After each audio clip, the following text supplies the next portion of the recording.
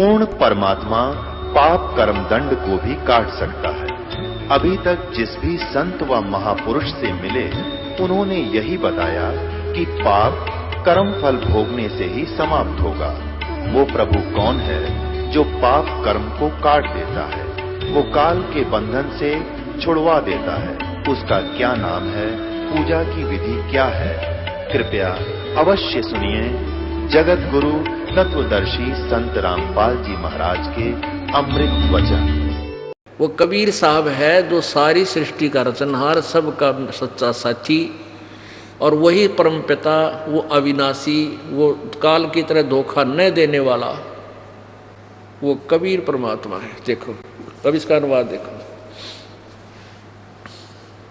जो अथर्वाण माने अचल अविनाशी, पितर माने जगत पिता, देवबंधु भक्तों का वास्तविक साथी अर्थात आत्मा का आधार, बृहस्पतिम जगत गुरु, बृहस्पति माने सबसे बड़ा ज्ञानदाता परमात्मा, चै तथा नमसा विनम्र पुजारी अर्थात विधिवत साधक को सुरक्षा के साथ गच्छात, सतलोक गए हुओं को सतलोक ले जाने वाला, विश्वेशाम यानी सर्व ब्रह्मांडों का की जनिता रचना करने वाला अर्थात जगदम्बा अर्थात माता के गुणों से युक्त भी युक्त, न दबायत काल की तरह धोखा न देने वाले, स्वधावान मन स्वभाव अर्थात गुणों वाला, यथा ज्यों का त्यों अर्थात वैसा ही वह, स माने वह, तो माने आप, कबीर देव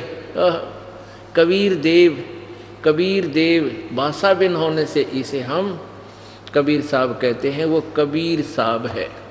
अब ऋग्वेद मंडल नंबर 9 सूक्त नंबर 95 के मंत्र 1 2 3 4 5 6 7 में ये नो के नो 3 भगवान फिर आपको दिखाता हूँ, क्योंकि पवित्र गीता जी पवित्र चारों वेदों का सारांश है। उसमें ज़्यादा संक्षिप्त में है, वेदों में विस्तृत है, ये यही ज्ञान है। देखिएगा ऋग्वेद मंडल नंबर 10 9 10 ये कहाँ से प्रकाशित है?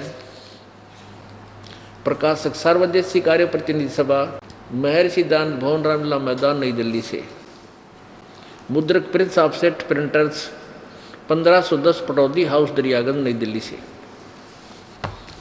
ये अध्याय नंबर 9 का और सूक्त नंबर 95। ऋग्वेद मंडल नंबर 10 सूक्त नंबर 90 का, इसके अंदर 5-6 श्लोकों में बिल्कुल क्लियर हो जाता है। ये देखिएगा ऋग्वेद मंडल नंबर 10 और सूक्त नंबर 90 नीचे ये प्रथम मंत्र, सहस्रा शीर्षा पुरुष सहस्रा अक्षय सहस्रपात स भूमि विश्वस्तो वर्तवा अतितिष्ठ दसम अंगुलम। इसका क्या अर्थ है कि पुरुष परमेश्वर संसार के सिरों वाला, सहस्र माने हजारों सिर वाला, हजारों सहस्र अक्ष हजारों आँखों वाला, इन्होंने संसार भर की आँखें लिखी है, और हजारों पैरों वाला, वह जगत के महान उत्पादन कारण प्रकृति को सब तरफ से आच्छादित करके दशांगुलम 10 इंद्रियों वाले शरीर को अतिक्रांत करके स्थित है। अब इसका क्या अर्थ है?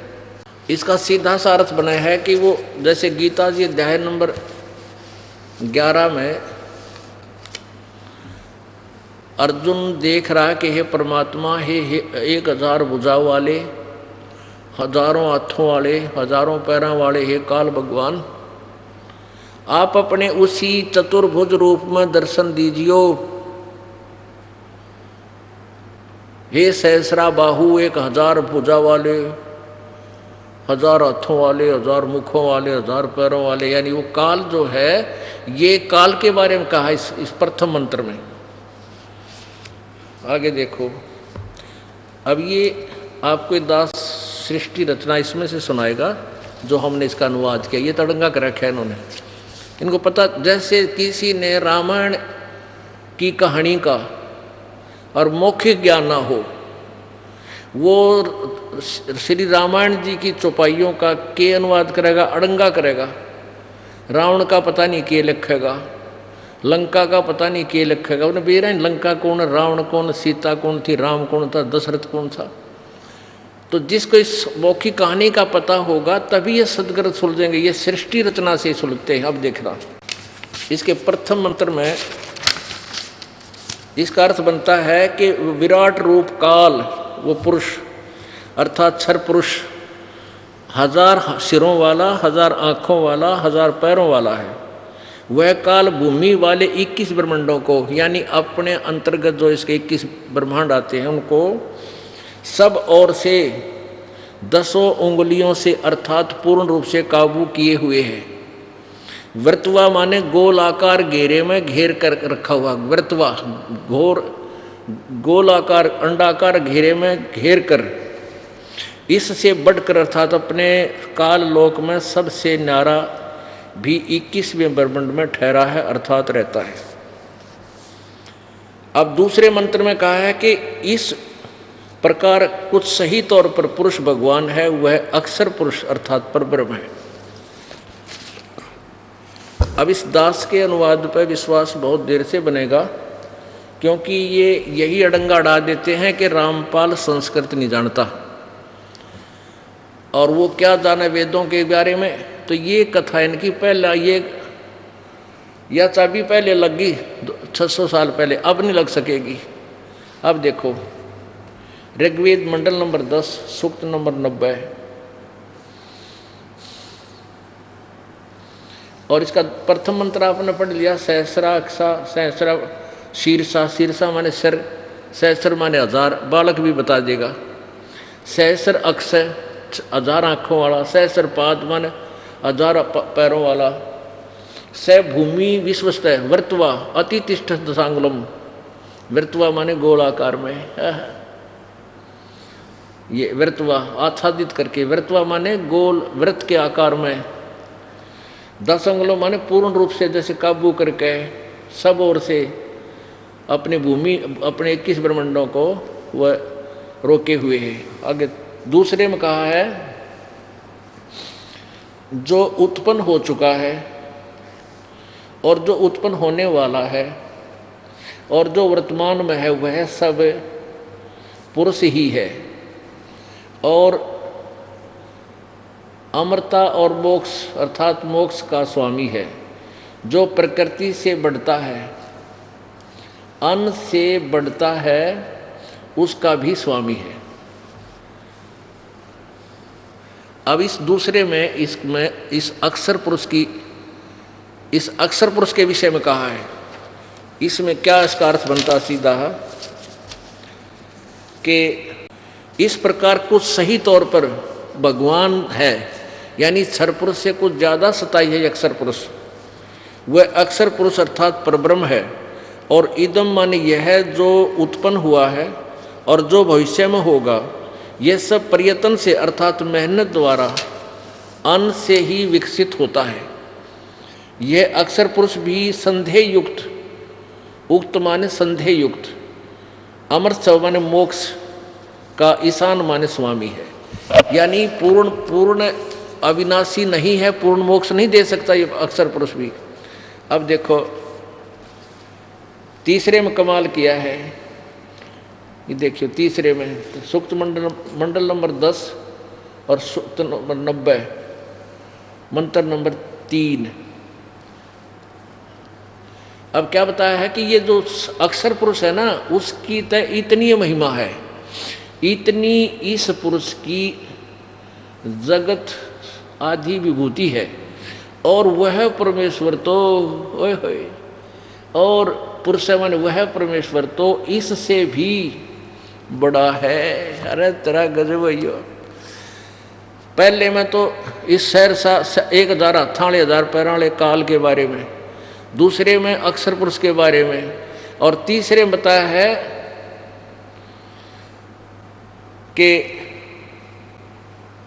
इस दूसरे नंबर के अक्षर पुरुष की तो इतनी महिमा है, और वो परमात्मा, वो परमेश्वर तो इससे भी बड़ा है, पर अक्षर पुरुष से भी बड़ा है।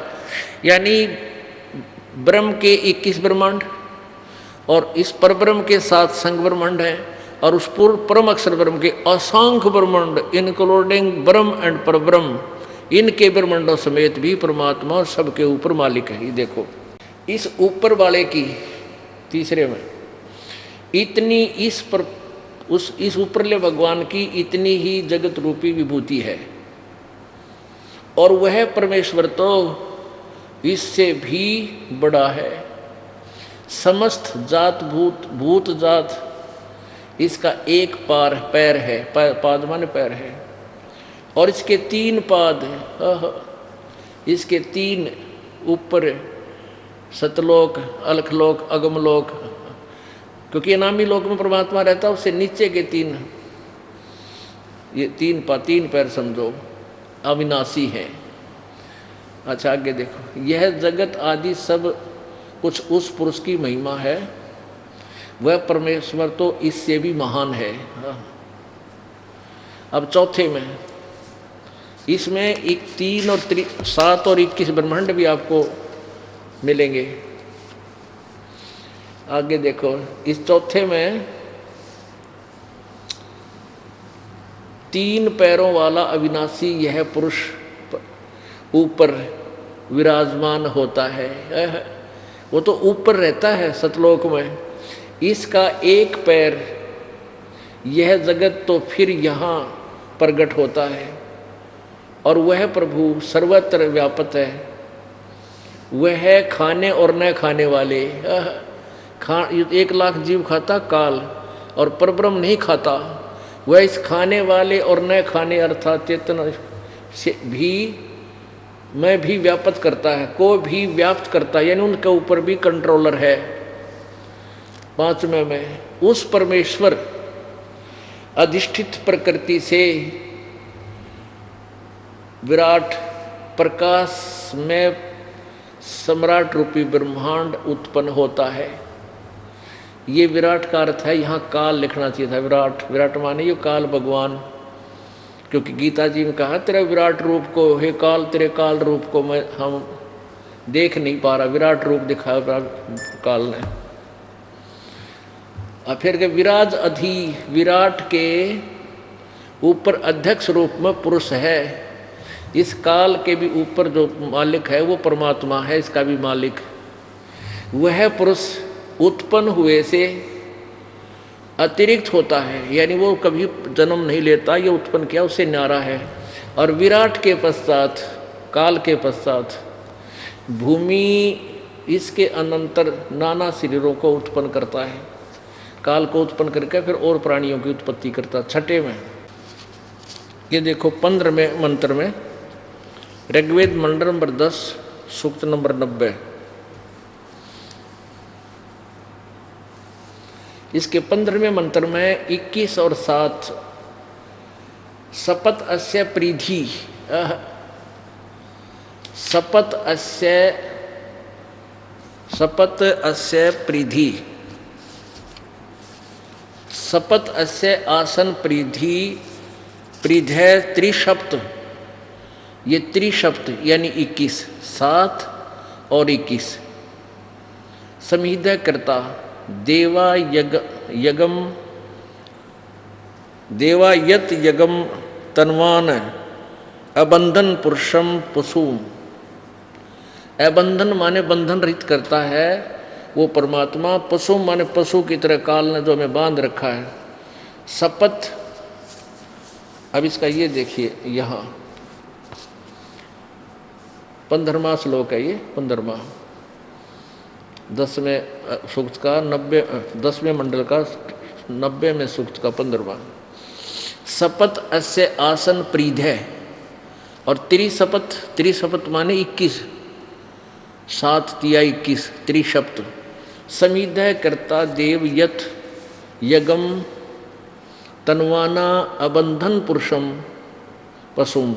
7 संख ब्रह्मण तो परब्रह्म के, तथा त्रिशप्त 21 शंख ब्रह्मांड काल के, समीद कर्म दंड दुख रूपी आग से दुखी।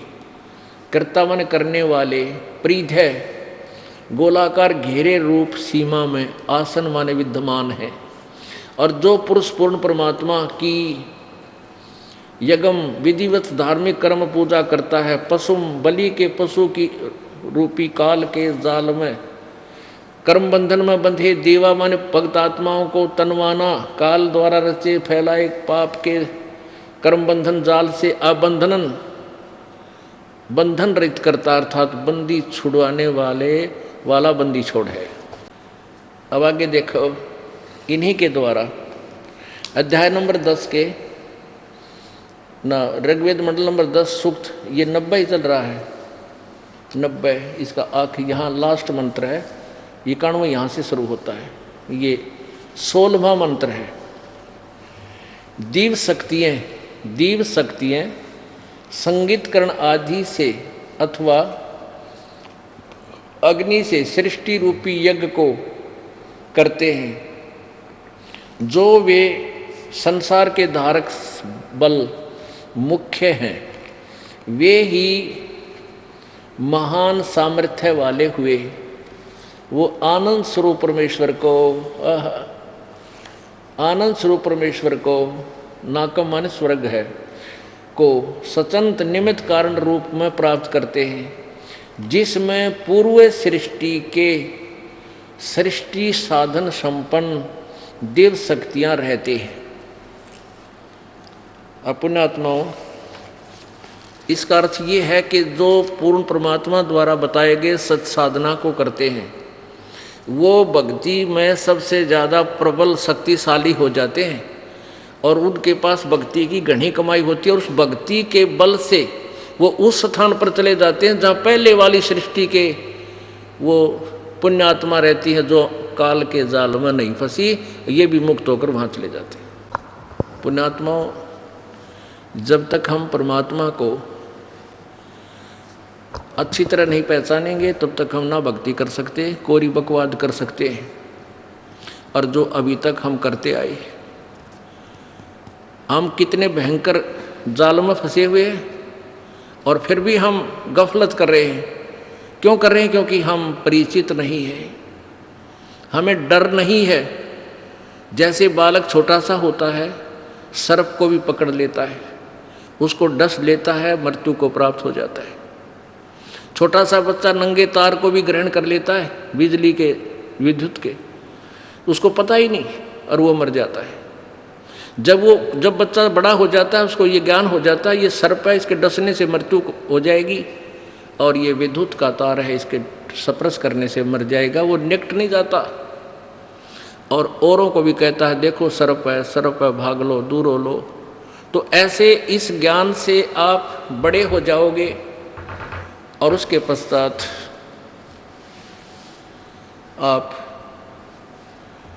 आपको डर लगेगा और भयभीन भक्ति नहीं हो सकती। अब पुण्यात्माओं, ये ज्ञान अभी तक की निकम्मी आत्माओं ने उलझा रखा था, काल के दूता ने ऊपर नहीं आने दिया और अब भी नहीं आने दे रहे। हमारा ये 2003 में एक आस्था चैनल पर ये प्रोग्राम चला था और इन नकली ऋषियों और संतों के द्वारा भ्रमित किए हुए व्यक्तियों ने वो बंद करवा दिया। और अब हम किसी चैनल पर जाते हैं तो कहते हैं नहीं हम नहीं चलाएंगे, वो तो निंदा करता है सबकी। एक आध चैनल ने अभी दया की है अपने परमात्मा की प्यारी बच्चों पर, जैसे जागरण चैनल पर, पहले साधना चैनल पे चला। और एक दिन वो आवेगा जब ये ना चलाओगे तो परमात्मा अंगा चलेगा, यानी इन टीवियाँ में हमारा ज्ञान चला करेगा, इनके कोई इंस्ट्रूमेंट काम में नहीं करेगा। इसका आपको एक प्रमाण दिखाते पुण्यात्माओं, ये परमात्मा वो अनहोनी करेगा, दुनिया देखती रह जाएगी। अपने बच्चों तक इसने ज्ञान पहुंचाना है, क्योंकि ये वो समय आ गया है जो 600 वर्ष जो सतयुग में जो वायदा हुआ था। अभी आपको दिखाते हैं कि एक परिवार की परमात्मा ने किसी कृपा बख्शी है।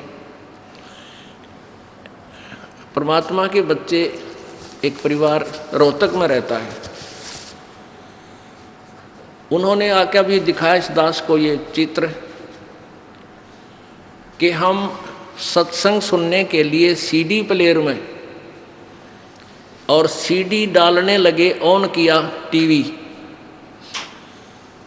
सीडी हाथ में, सीडी प्लेयर खाली, टीवी ऑन किया तो आप आगे उसमें कबीर परमात्मा इस दास के रूप में एज इट इज जैसे सत्संग चल रहा है न्यू का न्यू, और टीवी में आगे सीडी हाथ में, सीडी प्लेयर खाली दिखा रखा फोटो में। और एक और ऐसा ही कमाल नासिक के अंदर, नासिक महाराष्ट्र में एक परिवार हमारा उपदेशी है, तो उस भगत के मन में कुछ डगमग सा हो रहा था और उसके पेट में इतना बड़ा फारा आ गया, चिंतित सा हो रहा था। उनके पास एक छोटा सा सीडी प्लेयर है, जैसे लैपटॉप होता है। वो क्या बताते हैं कि हम नित्य नियम करा करते, सुबह लाइट थी कोई ना, वो सीडी निकाल कर रख दी बाहर, उसमें से अब लाइट है ही नहीं, तो काम लाग गए अपना छोटा मोटा करो। इतनी देर में वो सीडी प्लेयर अपने आप वो नित्य नियम शुरू हो गया। सीडी प्लेयर नहीं है उसमें ना, वो सीडी नहीं है सीडी प्लेयर में। और हम दौड़े आए, देखा सीडी प्लेयर चल रहा है और कैसेट बाहर रखी है। फिर वहाँ से लाए, आसपास के व्यक्तियों को बुलाया, एक फोटोग्राफर बुलाया। उस भक्त ने यहाँ फ़ोन किया हमारे पास, भगत के पास, कि ऐसे ऐसे हो गया, अनहोनी होगी। तो भक्त ने कहा कि तुम इसका फोटोग्राफ ले लो। तो आसपास के कई व्यक्ति इकट्ठे हो गए, फोटोग्राफर को लाए बुला कर 2 किलोमीटर तक जाकर, तब तक वो नित्य नेम चलता रहा। सब ने देखा तो वो लोग कहने लगे तुम तो कोई रिद्धि सिद्धि कर रहे हो, इसलिए यू आप बोल रहे हैं। रिद्धि सिद्धि कोई नहीं, परमात्मा की शक्ति बोलिया करेगी वे। अब आप सुनिएगा, बुलाइए इनको। इन्होंने ये फोटो ला कर दिया दास को, ये फोटो ला कर दिया इन बच्चों ने। ये सीडी प्लेयर ऊपर रखा है और यूँ खोल रखा कि इसमें सीडी नहीं है।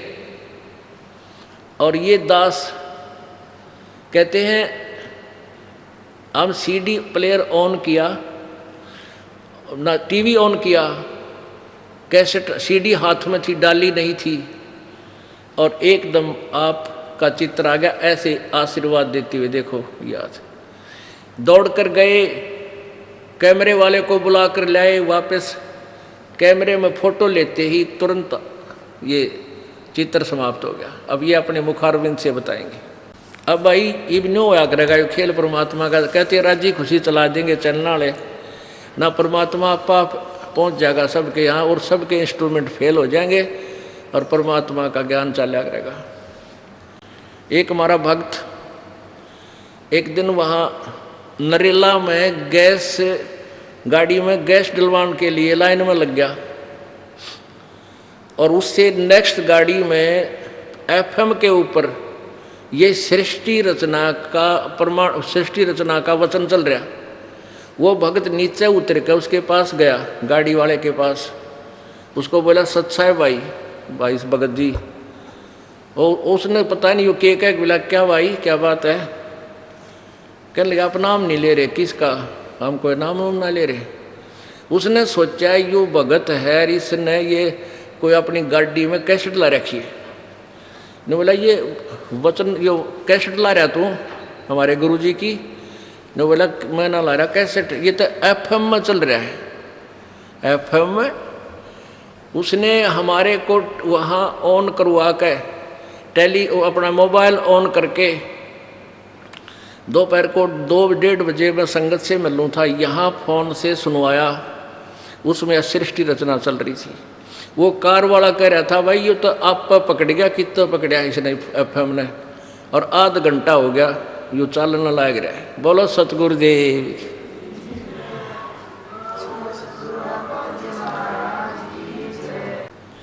अब देखिएगा, बताइए भाई कैसे हुआ बच्चा। 4 अप्रैल की बात है। 4 अप्रैल 2010 की बात है। 4 अप्रैल 2010 की बात है। 2-3 दिन से केवल कि कोई प्रॉब्लम हो रही थी, सत्संग आपका देख नहीं पा रहे थे परमात्मा, जागरण हाय हाय। जो चलता था वो मिस हो रहा था परमात्मा। जागरण चैनल पे जो प्रोग्राम चल रहा है, किसी केबल के डिस्टरबेंस के कारण ये सुन नहीं पाए थे, ये कह रहा है। परमात्मा रोजाना फिर एक सीडी अपने प्लेयर में रोजाना चला लेते थे। अच्छा, एक सीडी चलवा लेते थे डेली। हाँ जी। उस दिन रोजाना की तरह हमने उस दिन रात में 9:30 बजे की बात है, इसी तरह से सीडी चलाने के लिए अपना टीवी ऑन किया ही था। उससे पहले कैसेट सीडी डाली थी नहीं? पहले परमात्मा वो डीवीडी प्लेयर ऑन किया था कि भाई उसमें कोई और सीडी है तो उसको निकाल के दूसरी डाल ले। अच्छा। फिर वो सीडी प्लेयर का कवर जैसे ही बाहर आया, फिर मैंने टीवी ऑन किया। टीवी ऑन करने ते ही परमात्मा आप एकदम दृष्टिगोचर हो गए टीवी में, टीवी के ऊपर। और जबकि सीडी तो मैंने उसमें डाली भी नहीं थी। बोलो सतगुरुदेव की जय। ये तीनों परिवार हैं, ये परिवार के तीनों सदस्य हैं। ये इनकी माताजी, ये लड़का, ये बहन, इन तीनों ये प्रत्यक्ष दृष्टा है परमात्मा की। आज ही आकर दिन में इन बच्चा ने रोवर या बेटी बहन बतावे, हे भगवान ऐसा अचरज कदे देखा ना सुना। जब तक फोटो नहीं ले लिए 3-4 पिक्चर ऐसे रुकी रही थी। जब तक ये इसके 3-4 फोटो नहीं ले लिए तब तक तवन्यों बुला के लाए किसी को, फोटो उतारने वाले को अपने पड़ोस से। उसने 3-4 फोटो लिए, फोटो लेते ही अपने आप चला गया, चित्र चला गया। उसके बाद ही परमात्मा मन मानने उतारण कैसे चलता, कैसे हो सकता परमात्मा। फिर भी हमने सीडी प्लेयर का स्विच ऑफ किया तो चित्र तो जा ही चुका था। फिर मैंने देखा भाई शायद हो सकता कोई सीडी वगैरह में फंक्शन में टकरा गया हो, इस वजह से मैंने सीडी प्लेयर को बार-बार ऑन ऑफ करके देखा भाई कहीं पीछे फिर रुकती हो, कभी कोई परमात्मा के इस कहानी को झूठा साबित करे। तो वो डाउट भी क्लियर किया परमात्मा का। और मन क्यों ही मानना है, सारे जिसके गांठ फूट ले जब टक गए, हाँ सारे भरम तोड़ दिया। अब इसमें एक और बता रहे हैं कि यदि ये चित्र है, ये टीवी है, सीडी प्लेयर है। क्या कहते हैं कि यदि सीडी प्लेयर चलेगा तो सबसे पहले सीडी प्लेयर की कंपनी का नाम आता है यहाँ पर। इसमें तो इससे कनेक्ट ही नहीं था, इसका कोई कनेक्शन ही नहीं था। तो कहने का भाव ये है कि ये इसमें ये चला भी नहीं था, टीवी ऑन किया था, ये इन्हें खोल रखा, देखो ऊपर है जो सीडी प्लेयर को ऊपरला बक्सा खोल रखा है, ये बंद खुलने पास दिया चालक को ना कुकरे भी। तो ये फोटो परमात्मा वहाँ पहुँच गए। और ये फोटो भी न्यू का न जो यहाँ हम अपने चित्र में ले रखा वही आसन का है। तो पुण्यात्माओं, ये ऐसे ऐसे चमत्कार परमात्मा किया करता है, उसके आगे ना तो कोई साइंस है, उसने किसी चीज़ की आवश्यकता नहीं, वो जो चाहे बना सकता है और कर सकता है। और कुछ बताना चाहते हो भाई? परमात्मा इससे पहले भी आप कैसी वजह से रही हमारे परिवार में परमात्मा, आपने हमारे वो लोन था बैंक का, आपने वो भी माफ़ कर दिया परमात्मा। आपकी दया से इतना भारी कर्जा था वो हमारे से शायद ना ही उतर पाता। हाँ, वो क्या बात थी बताइए? परमात्मा की मेरे पिताजी ने अपने टाइम पे कोई बैंक से लोन लिया था अपने कार्य वगैरह के लिए। हाँ, और वो डेथ हो गई उनकी डेथ हो गई थी। फिर मेरी माता, हमारे घर की हालत इतनी अच्छी थी नहीं। तो माता जी ने सोचा चलिए भाई एक बार पता तो कर ले जाए भाई कितना कुछ देना वगैरह है, परमात्मा जैसे जैसे बख्श सके देखेंगे। तो इसी दृष्टिकोण से मेरी माता जी उस दिन बैंक में चली गई। वहाँ जाए क्लर्कों से कुछ हर महीने बैंक से नोटिस भी आता था कि भाई आपका इतना पैसा बैलेंस है, नोटिस आता था, इतना इंटरेस्ट हो गया, इसके ब्याज लग के इतना बनता है। तो वो चिट्ठी लगे मेरी माता जी बैंक में गई थी और क्लर्कों को बताया मेरा हिसाब बता दो, मैंने आपको कितना पैसा देना है। फिर वो क्लर्कों ने अपनी कंप्यूटर वगैरह में चेक किया तो अकाउंट वगैरह से मिलाया तो पिताजी का नाम वगैरह आ गया, लेकिन जो बैलेंस था वो बिल्कुल नहीं लाया। बोलो सतगुरुदेव की जय। हे परमात्मा, ये फिर मेरी माता जी को कल बोले कि बहन जी आपने तो कोई पैसा देना ही नहीं, और मेरी माता जी कह रही कि आपने चिट्ठी भेज रही हर महीने, ये देखो हर महीने जाती थी चिट्ठी, आपने तो भेजी है। फिर वो कहने लगे बहन जी आपने कोई पैसा नहीं देना। फिर इनका आपसी मतलब टकराव होता देख के फिर वो बैंक का मैनेजर आ गया वहाँ पे। हाँ, इन दोनों कलर गेला खसरीक तो झूठ बोला है हमने देना है, तो फिर बाद में पंगा पावेगा। पर क्लियर करे मारा। हाँ।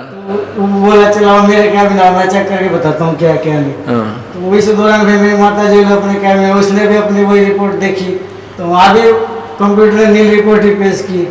वो बोला कि बहन जी तू जा, मैंने आपने हमारा कोई पैसा नहीं देना और हम ये लिख के देते हैं, आगे से कोई आपके घर में पैसा मांगने आएगा भी नहीं। उसने लिख के दे दिया। तो उन्होंने परमात्मा लिख के दे दे कि तुम्हारा कोई बैलेंस कर्ज नहीं। बोलो सतगुरुदेव की जय। सत साहिब। इसी तरह से परमात्मा हमने वो सरकार की ऐड से कुछ मकान की रिपेयरिंग वगैरह करवाई थी। तो उस दौरान मतलब मकान बनाया था तो बिजली मतलब ज़्यादा खर्च हो गई थी, मतलब इनकम सोर्स इतना था नहीं। तो मेरी माता जी को ये चिंता थी कि अब के तो मकान बनाने काफ़ी बिजली खर्च हुई है, पता नहीं कितना परमात्मा बिल आएगा और बरिया भी ना जाएगा, गरीब भी जाएगा बहुत ज़्यादा, कनेक्शन कटेगा। तो परमात्मा फिर अब कैसी दया हुई कि जैसे बिल आया ना तो उसमें लिखा था कि भाई 2 महीने का बिल भरने के बाद भी 764 रुपये सरकार ने ही आपके देने। बोलो सतगुरुदेव की जय। यानी पहले 100,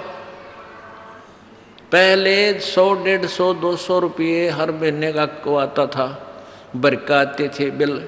और फिर जब ने देखा कि 2 महीना का बिल आवेगा, गरीब का पानी पूनी चलाया है, घना खर्चा हो गया और इतना बिल आओगा, मेरा बरिया भी नहीं जा। तो बिल आया 2 महीना का बिल भरकर 764 रुपये इनके ही सरकार की तरफ बैलेंस से। बोलो सतगुरुदेव। 4 महीना का एडवांस और दे दिया परमात्मा ने। तो ये तो एक परिवार की कथा है, और भी ना जाने कितने सुख दिए होंगे। एक हिस्ट्री बन जाए एक परिवार की। बोल सतगुरुदेव। जय हो बुद्धि छठ की, जय बुद्धि छठ। सत साहिब। चलो बेटा शाबाश। अब ये सीडी प्लेयर है, डीवीडी प्लेयर, ये उसकी तरह लैपटॉप की तरह होता है, आजकल ये नया चल पड़ा ये। और इसमें सीडी नहीं थी, सीडी निकाल रखी थी। सुबह का नित्यनेम ये इन्होंने निकाल रखी थी, चलानी थी। जैसे सुबह का नित्यनेम करके वो निकाल दी जाती है, फिर रमैणी की लगाते हैं, फिर श्यामना आरती की लगाते हैं।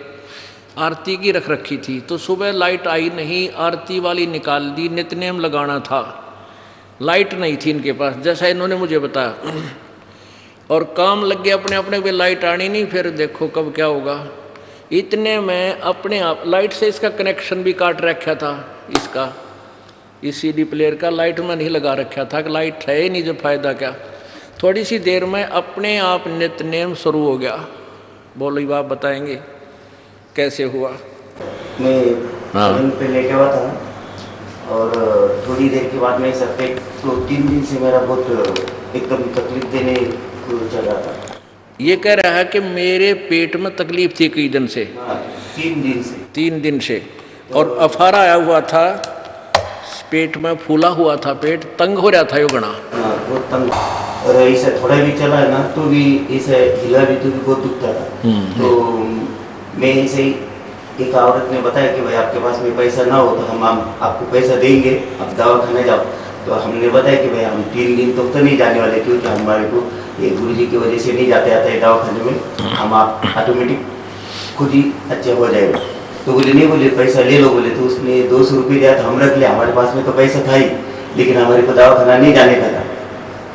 अभी सीढ़ी चालू होने की वजह से फिर हम क्या कि इधर फोन लगा दिए गुरुजी के पास में। अभी गुरुजी के पास में फोन लगाने के बाद में इधर से ऐसा बताया गया कि आपको ऐसा हो रहा है तो कोई सामने वीडियो वाला कभी हो तो उसको बुला के लाओ और उससे 2 कॉपी खिंचवा लो।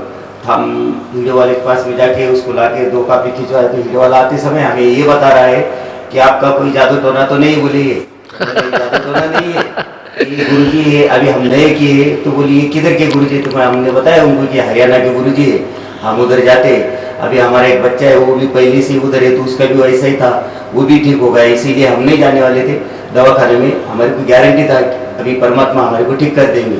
इसी वजह से हम ऐसे ही लेटे रहे। तो उसके बाद में वो हमसे ऐसा अरे तेरी बात करने के लिए हमने उसको बोला कि देखो अभी हमारा मोबाइल तो चालू है और उधर से गुरुजी बात कर रहे, आप लगे तो उनसे बात करो, तो उसके हाथ में आप मोबाइल देने से पहले ही वो कैसेट भी बंद हो गया और सब कुछ बंद हो गया। फिर मैं इसको समझा के बाद में बताया कि अभी तुम्हारे को क्या बोलना है तो बोलो। तुम कॉपी खिंचवाने के बाद पहले ही अगर से पूछते तो अगर ये बंद हो जाता हम आपको कुछ कह नहीं पाते, बोलो क्या बोलने का है।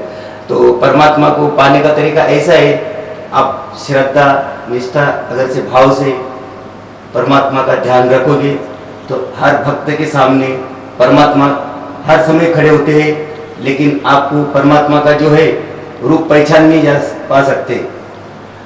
अभी परमात्मा आपके पास में हर टाइम आके जा सकते हैं, यह भी हमारे को गारंटी हुआ है।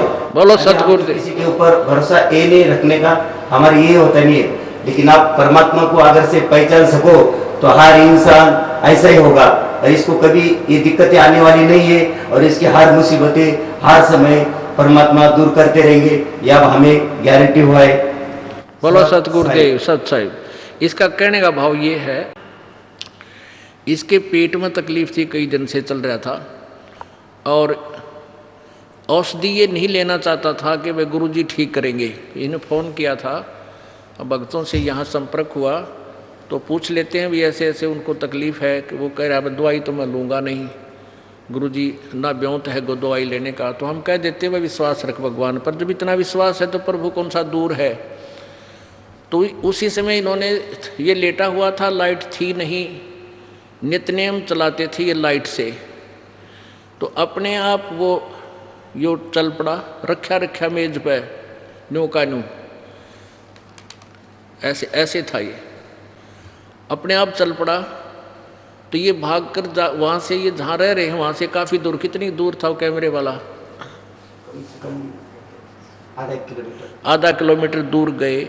उस कैमरे वाले को बुला के लाए कि तुम फोटो खींचो। तो उसने भी आकर देखा कि बगैर लाइट के और बगैर सीडी के, और ये बोल रहा है, चित्र भी चल रहा है उसमें, चित्र चल रहा था इसमें, वो न्यू का यूनिवर्सिटी जो सीडी वाला, सीडी में जो नित्यनेम में जो दास का चित्र आता है वो न्यू का न्यू सारा चल रहा है, सीडी इसमें है नहीं। वो कैमरे वाला भी न्यू कहे तुमने कोई जादू जंत्र तो नहीं कर रखा है इसमें। वो फोटो खींचने वाला कैमरे वाला न्यू कहे तुमने कोई जादू जंत्र तो नहीं कर रखा है, ये अपने आप बोल रहा है सीडी नहीं है, पिक्चर चल रहा है। तो उसके तुरंत बाद इसका वो पेट का अफारा गड़बड़ वो भी ठीक हो गया, कति स्वस्थ हो गया। ये परसों आए हैं परमात्मा के दरबार में। बोलो सतगुरुदेव। ये किस दिन की बात है? तो ये अभी हमारे उसके 8 दिन पहले की बात। हाँ भी 7-8 दिन पहले की बात है, यानी आज 10 दिन पहले की बात है इनके साथ ये घटना घटी। पुण्यात्माओं कहने का तात्पर्य ये है हमारा कि परमात्मा अपने बच्चों को इतना विश्वास दिला देता है कि मैं जो चाहे सो कर सकता हूँ। ऐसे ही परमात्मा से को प्राप्त ये पुण्यात्मा आदरणीय गरीबदास जी कहते हैं, सतगुरु जो चावे सो कर ही 14 कोट दूत जम डर ही, ऊत भूत जम त्रास निवारे और चित्रगुप्त के कागज पाड़े। बोलो सतगुरुदेव की जय। सत साहिब। परम पिता परमेश्वर पूर्ण ब्रह्म सर्व सृष्टि रचनहार कुल मालिक कबीर देव, वो कबीर परमात्मा है। उसी कबीर देव को उपमात्मक नामों से परब्रह्म, परम अक्षर ब्रह्म, पार ब्रह्म, एक होता है परब्रह्म, एक शब्द है पार ब्रह्म। परब्रह्म बोलते हैं नेक्स्ट, दूसरा। ब्रह्म माने प्रभु। एक होता है पार ब्रह्म। तो संतों ने जो पार ब्रह्म शब्द अपनी वाणी में बोला है वो परम अक्षर ब्रह्म अर्थात उस पूर्ण परमात्मा के विषय में है। पार माने सबसे आगे वाला, सबसे लास्ट वाला, यानी सुप्रीम, सर्वोच्च परमात्मा। वो परमात्मा, उसका वास्तविक नाम कबीर देव है। कबीर देव, वेदों में उसको कबीर देव कहा है। हम उसको कबीर देव कहने लगे। कबीर, हम वह को वह बोलते हैं, जैसे वेदों को वेद बोलते हैं अपनी साधारण भाषा में। सभी हिंदुस्तान में तकरीबन हिंदी भाषी जो व्यक्ति हैं वो ऐसा ही बोलते हैं, वह को वह बोलते हैं। धर्मवीर को धर्मवीर कहेंगे। तो ऐसे हम उस कबीर देव को, जो वेदों में कबीर देव से प्रसिद्ध है, उसको हम कबीर कहने लगे। कबीर। तो हम अपनी भाषा में फिर उसको लिखते समय कै बै कै बड़ी की मात्रा और रै पूरा लिखने लगे। और देव माने साहब, कबीर देव माने कबीर साहब, कबीर भगवान, कबीर परमेश्वर। तो ये परमात्मा कलयुग के अंदर अपने वास्तविक नाम से प्रकट होते हैं, सतलोक से चलकर आते हैं, शिशु रूप धारण करते हैं और अपना नाम कबीर ही रखवाते हैं। तो उसमें क्या होता है कि हिंदू और मुसलमान ये दोनों ही कबीर शब्द से प्रभावित होते हैं। मुसलमान, पवित्र मुसलमान धर्म के अंदर कबीर अल्लाह, बड़ा भगवान, अल्लाह माने प्रभु, कबीर माने वो बड़ा कहते हैं कबीर को। वो जो कुरान शरीफ में अल्लाह अकबर, अल्लाह कबीर जो लिखा है, उसका अर्थ अब वर्तमान के जो मुसलमान भाई हैं वो उस कबीर का अर्थ बड़ा करते हैं, जबकि उसका नाम यूं का यूं ही होना चाहिए, अल्लाह कबीर, अल्लाह अकबर। अकबीरू कहो, अकबीर अकबर कहो, ये एक ही मायने रखते हैं, ये एक ही शब्द है कबीर, अल्लाह कबीर। ऐसे ही जब आपको बताया वेदों में कबीर देव को हम कबीर बोलने लगे, तो परमात्मा उस कबीर नाम से, अपने वास्तविक नाम से प्रकट हुए।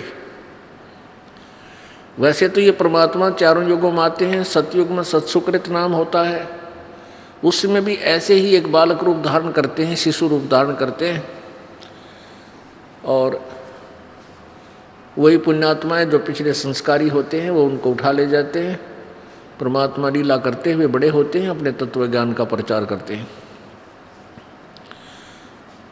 त्रेता युग में भी ऐसा ही होता है और द्वापर युग में नाम अलग होते हैं। त्रेता युग में मुनिंदर नाम से प्रभु आते हैं और द्वापर युग में करुणा में नाम से परमेश्वर आते हैं। पुण्यात्माओं, आपका बहुत सौभाग्य है, आपका जन्म जो ऐसे समय में हुआ है, अब आपका मोक्ष होगा। आपके ऊपर जो कर्म के, जो पाप कर्मों का दबाव है, पाप कर्मों के कारण जो संकट आए हैं, ये भी परमेश्वर कबीर जी अपनी शक्ति से, अपने विट्टो पावर से आपको सुख देगा। कल जो सत्संग प्रारंभ हुआ था उसके अंदर आपने सुना था कि परमेश्वर कबीर जी सर्वप्रथम जब इस काल के लोक में आए थे, सतयुग में, तो उसमें वो तपतशिला पर जल रही 1 लाख मानव शरीरधारी आत्माओं, यानी सूक्ष्म शरीर के अंदर वो प्राणी वहाँ तपतशिला पर काल के 21वें ब्रह्मांड में वहाँ तपतशिला पर जल रहे थे। उनके पास आकर खड़े हुए थे। परमेश्वर कबीर जी की कृपा से वो तपतशिला, यानी वो अपने आप गर्म रहती है, वो पत्थर की टुकड़ी, उसकी जो जलन थी, उसकी आँच थी, वो उन प्राणियों को लगना बंद होगी। टुकड़ी ज्यों की त्यों गर्म है, लेकिन परमेश्वर कबीर देव की कृपा से उनको वो जला नहीं रही थी, और उससे पहले वो तड़फ रहे थे। ये काल वहाँ भून रहा था। तो परमात्मा ने उनसे कहा था कि भाई, उनको ये सृष्टि रचना सुनाई थी जो आपको कल पूरे दिन में सुनाई गई। इस सृष्टि रचना को सुनकर सभी प्राणियों ने कहा था, परमात्मा हमारे साथ धोखा हो गया, हमारे ऊपर कृपा करो, हमें काल के जाल से छुटवा दो। हमने अपने पैर पे आप ही कवाड़ा मार रखा है, परमेश्वर कबीर जी ने कहा कि बच्चों, ऐसे मैं आपको नहीं छुड़वा सकता, क्योंकि तुम सब इच्छा से यहाँ काल के जाल में आकर फंसे हो। जब तुम संसार में चले जाओ, तुम्हें कभी मनुष्य जीवन मिले और मेरा कोई संत ये तत्व ज्ञान जो मैंने सृष्टि रचना बताई है ये बता रहा हो, ये ज्ञान सुना रहा हो, उसकी शरण में चले जाना, उपदेश ले लेना, अपना पीछा छुड़वा लेना, तब मैं तुम्हें पार कर दूंगा। उसमें जब परमात्मा उनसे ये वार्ता कर रहे थे, समझा रहे थे, उन तपतशिला पर जल रहे प्राणियों को समझा रहे थे, तो उसी समय ये काल भगवान ज्योति निरंजन, जिसके विषय में कल जानकारी दी आपको पूर्ण रूप से, इसको श्राप लगा हुआ है 1 लाख मानव शरीरधारी प्राणियों को नित खाने का और 1.25 लाख की उत्पत्ति करने का। इसलिए इसने अपने तीनों पुत्रों को एक एक गुण से युक्त कर रखा है। रजगुण ब्रह्मा है, सतगुण विष्णु, तमगुण शिव जी। रजगुण ब्रह्मा के प्रभाव से प्रत्येक प्राणी संतानों उत्पत्ति करता है, ये जीव के बस की बात नहीं है। और फिर यहाँ के संसारिक भौतिक सुखों की चाह इस रजोगुण के प्रभाव से ही आपके अंदर पनप रही है। जैसे कहीं छौंक लगता है, रसोई के अंदर मिर्चों का छौंक लगाया जाता है सब्जी को। अब वो साकार वस्तु सब्जी तो विद्यमान है, मिर्च तो विद्यमान है रसोई में, और उनका जो वो गुण है वो जाकर के दूसरे कक्षों में, दूसरे कमरों में, मकान के दूसरे कमरों में जाकर के अन्य प्राणियों को भी प्रभावित कर रहा है और उनको भी छींकें आनी प्रारंभ हो जाती हैं। तो उन छींकों को रोकना प्राणी के बस की बात नहीं, आएंगी ही आएंगी। ऐसे ही ये तीनों भगवान रजगुण ब्रह्मा, सतगुण विष्णु, तमगुण शिव जी ऊपर अपने अपनी राजधानियों में, अपने लोकों में विद्यमान हैं, रहते हैं, साकार हैं, मनुष्य सदृश है। इनके शरीर में से निकल रही रेंज जैसे मोबाइल के टावर से निकल रही रेंज अपने जहाँ तक उसकी अक्षमता है वहाँ तक सब मोबाइल को प्रभावित करती है।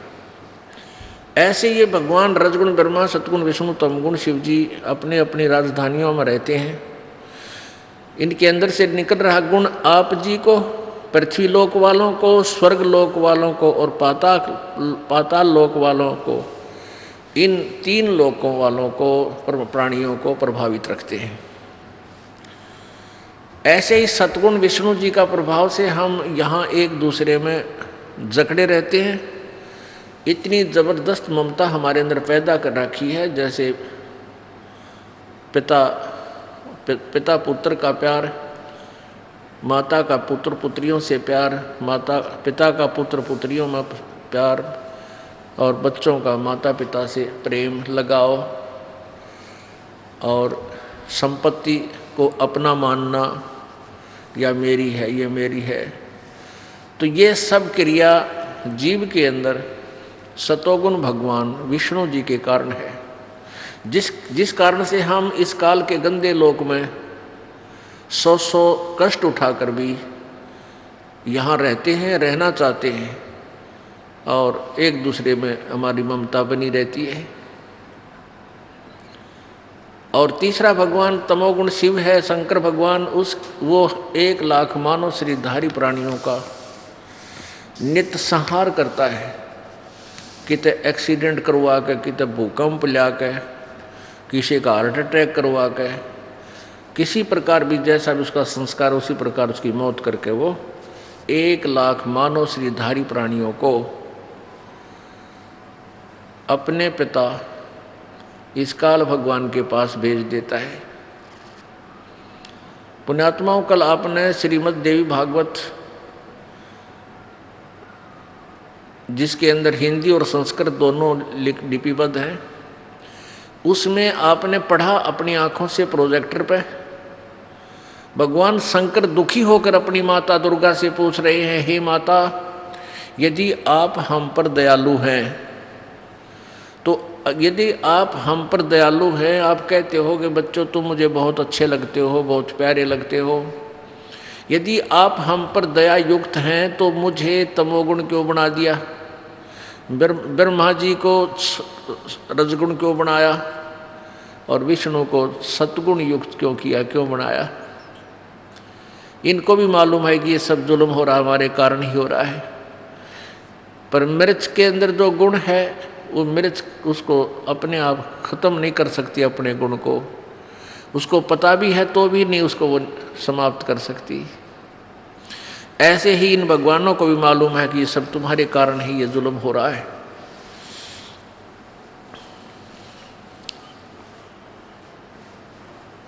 अब इनको ये नहीं मालूम कि ये प्राणी जाते कहाँ हैं और क्या होता है इनके साथ। लेकिन यहाँ पर कोई जीव सुखी नहीं है। प्रत्येक प्राणी महसूस करता है कि ये केस आ गया भाई। आज किसी के पास बच्चे हैं, बेटा है, बेटी है, कार है, कोठी है, या सिंपल कोई साधारण घर मकान बना रखा है और सब आराम से अपने एक दूसरे में प्यार से रह रहे हैं, और 1 मिनट के बाद ना जाने कि ऐसी बुरी खबर सुन ले, वहाँ एक्सीडेंट हो गया, ऐसा बन गया। अब जिसमें इतना प्यार था उसके एक पल भी दूर नहीं रह सकते थे, वो सदा के लिए गया। पुण्यात्मा, हम तत्व ज्ञान के अभाव से हम भूल चुके हैं उस परमात्मा को। हमने ये मान लिया है कि मृत्यु और जन्म तो भाई सबका होगा, होता रहेगा, कोई बात नहीं, इतने जीवित इतने दमंडेरा लगे रहें, जब भी करना है वो करते रहें। अब सत्संग में आने से ये ज्ञान कराया जाता है कि जिस दौड़ धूप में तू सारा जीवन खो देता है और वो तेरा कुछ भी काम नहीं आएगा। ये तो यहाँ एक रोजी रोटी अपना पेट भरने के लिए धंधा आप कर रहे हो, उसी के काम आएगा, भविष्य में कोई काम नहीं आएगा। अब पुण्यात्मा, हम ये भी भूल चुके हैं कि परमात्मा ने वही देना है जो आपके प्रारब्ध में लिखा है। आपकी किस्मत में जो दुख और सुख है वही आपको मिलेगा, उतना ही आपको पैसा मिलेगा, उतनी आपको संपत्ति मिलेगी, उतना ही बेटा और बेटी है संतान मिलेगी। इसके अतिरिक्त आपको कुछ भी नहीं मिलेगा, चाहे कितना ही जतन कर लेना। यदि आप किसी जंतर मंतर या किसी अन्य 2 नंबर के धंधे से धन कमाना चाहोगे, या कोई जंतर मंतर करके, कोई अटबट करके, कुछ क्रिया से यदि तुम कोशिश करोगे कोई संतान की, वो संतान आपकी दुश्मन बन जाएगी। कई कारण होते हैं, जैसे अब यहाँ प्रसंग एक और आपके मन में शंका उत्पन्न होगी कि भी जो भगवान परमात्मा वही देता है जो उसकी किस्मत में है, दुख और सुख, तो दुखी प्राणी अब सुखी कैसे होंगे? अब यहाँ यही पहलू समझाया जाता है। जैसे कल के सत्संग में आपको 3 परमात्मा बताए गए थे, एक सर्वब्रह्म, एक अक्षर ब्रह्म, एक परम अक्षर ब्रह्म। ये सर्वब्रह्म जो है, क्षर ब्रह्म, क्षर पुरुष, पुरुष कहो, ब्रह्म कहो, परमात्मा कहो, साहेब कहो, ये सर्वब्रह्म जो है ये काल है, ज्योति निरंजन है, ये 21 ब्रह्मांड का स्वामी है। और जो अक्षर ब्रह्म है ये 7 शंख, नील पद्म शंख ब्रह्मांड का स्वामी है। ये काल 1 लाख मानव शरीरधारी प्राणियों का आहार करता है। ये अक्षर पुरुष काल ब्रह्म परब्रह्म ये नहीं करता, ये ऐसे प्राणी नहीं खाता, वो काल नहीं है। लेकिन प्राण ने तो ब्रह्म के अंतर्गत जितने प्राणी हैं, क्षर पुरुष के अंतर्गत जितने प्राणी हैं वो पूर्ण मोक्ष प्राप्त कर सकते, और न ही अक्षर पुरुष के अंतर्गत जितने प्राणी हैं वो भी पूर्ण मोक्ष प्राप्त नहीं कर सकते। उनकी जन्म और मृत्यु सदा के लिए समाप्त नहीं हो सकती। और ये उसके बाद ब्रह्म के पुत्र हैं ब्रह्मा विष्णु महेश, ये भी आपको जैसा आपका संस्कार है वही दे सकते हैं, इसमें परिवर्तन नहीं कर सकते। चाहे आपके भाग्य में सुख है तो सुख भी आपको दिलाएंगे, ये दुख है वो भी दुख भी आपको प्राप्त करवाएंगे, चाहे किसी तरह करवाना पड़े। और परब्रह्म के लोक में भी यही व्यवस्था है कि वो परब्रह्म जो उनकी किस्मत में है उसी को देता है, उसमें कोई परिवर्तन नहीं कर सकता। अब तीसरे नंबर के जो पूर्ण परमात्मा हैं, परम अक्षर ब्रह्म, उसके पास ये पावर है कि वो आपके प्रारब्ध में लिखे हुए पाप दंड को, पाप कर्मों को समाप्त कर सकता है, नाश कर सकता है, कर देता है। करता किसके है? जो पूर्ण संत से उपदेशी होता है, आजीवन मर्यादा में रहता है और विकार रहित रहता है, सब मर्यादाओं का पालन करता है, तो पूर्ण परमात्मा आपके भाग्य में जो दुख है, जो आपके प्रारब्ध में, आपकी किस्मत में, आप पाप के कारण जो आपको दंड मिलना है, उसको परमात्मा कैंसिल कर देंगे, समाप्त कर देंगे। और आपके भाग्य में कोई संपत्ति नहीं है और परमात्मा आवश्यक समझते हैं कि इस बच्चे को इतना तो अवश्य चाहिए, तो वो भी आपको अवश्य देंगे।